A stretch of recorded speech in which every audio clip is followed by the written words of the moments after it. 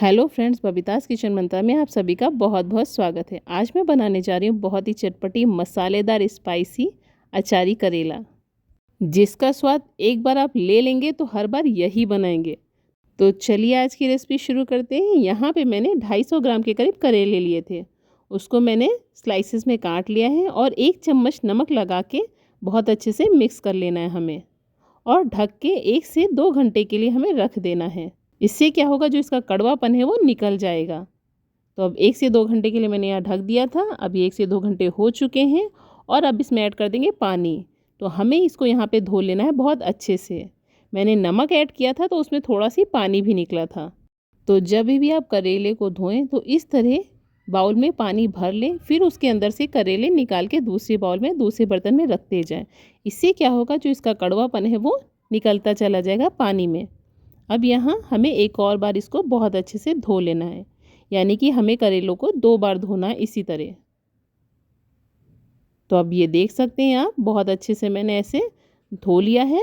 अब यहाँ पे इन करेलों में से कड़वापन काफ़ी हद तक निकल चुका है। अब यहाँ गैस पे रखेंगे एक पैन, उसमें 1 से 1.5 गिलास के करीब पानी डालेंगे और साथ ही इसमें ऐड करेंगे करेले, जिसको कि मैंने धो के रखे थे।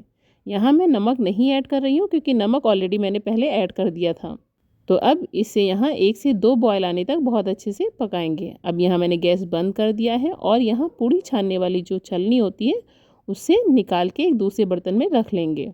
बस यही छोटी छोटी चीज़ों से रेसिपी का जो टेस्ट है वो 100% आता है। तो जब भी आप कोई भी रेसिपी बनाइए, छोटी छोटी बातों का ज़रूर ध्यान रखें, इससे आपकी सब्जी या रेसिपी बहुत ही अच्छी बनेगी। तो अब मैंने यहाँ पे सारे करेलों को निकाल लिया है। अब यहाँ गैस पे रखेंगे एक पैन, उसमें ऐड करेंगे 3 से 4 चम्मच के करीब तेल। अब ये तेल हमारा बहुत अच्छे से गर्म हो चुका है। अब इसमें ऐड करेंगे हींग, साथ ही ऐड करेंगे कुछ खड़े मसाले। तो इसमें लिया मैंने जीरा, मेथी, सौंफ, कलौंजी और राई। इन सबको मैंने आधा आधा चम्मच लिया था। अब इनको बहुत अच्छे से लगातार चलाते हुए फ्राई कर लेंगे। तो अब हमारे जो खड़े मसाले हैं वो फ्राई हो चुके हैं। अब इसमें ऐड करेंगे सूखे मसाले। तो इसके लिए मैंने यहाँ पे लिया है हल्दी, मिर्ची, धनिया और गरम मसाला, और साथ ही लिया है आमचूर पाउडर। इन सबको भी मैंने आधा आधा चम्मच ही लिया था। अब इसको लगातार चलाते हुए बहुत अच्छे से भून लेंगे। तो यहाँ इस बात का ज़रूर ध्यान रखें कि जो गैस की आंच है वो धीमी ही रखें। अब ये जो हमारे मसाले हैं वो बहुत अच्छे से भून चुके हैं। अब इसमें ऐड कर देंगे करेले, जिसको कि मैंने निकाल के बोल में रखा था। तो आप अब यहाँ देख सकते हैं जो हमारे करेले हैं पूरी तरह से सूखे हैं, यानी कि इसमें पानी नहीं है। मैंने इसका सारा पानी निकाल दिया था। अब इसको धीमी आंच पे लगातार चलाते हुए 3 से 4 मिनट तक बहुत अच्छे से भून लेंगे। इससे जो करेले हैं वो बहुत अच्छे से पक जाएंगे और साथ ही साथ भुन भी जाएंगे।